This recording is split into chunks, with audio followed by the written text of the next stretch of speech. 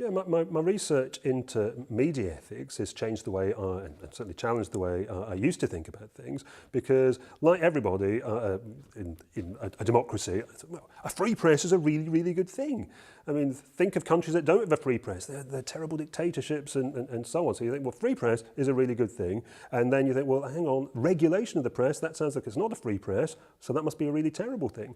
But of course, the more closely you look at that, it can't possibly be right, because freedom is always constrained by other things, other values, other people's freedom, and so on. And the arguments for a free press don't give you any sort of conclusion that the press should be kind of absolutely free. I mean, for example, in this country we have freedom of movement. It's a different kind of freedom, but it doesn't give me the freedom to go over there and punch you on the nose or drive my car over your garden. So we accept that freedom is constrained. And similarly, freedom of the press always has to be weighed up against other values, other important values. Now, the move that advocates of freedom of the press then make is say, but freedom of the press is important for democracy. Okay, well, yes, it is important for democracy. But then when you ask questions about, for example, the recent Leveson inquiry and the sort of questions about media standards in the UK, a lot of editors said things like, we need freedom of the press for democracy. But that wasn't the issue.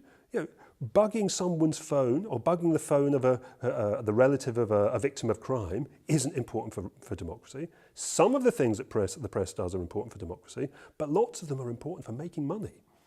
And you can't move from one of those to the other. So my research has sort of changed the way I sort of think, from moving from thinking freedom of the press automatically a good thing to, well, freedom of the press ought to be constrained.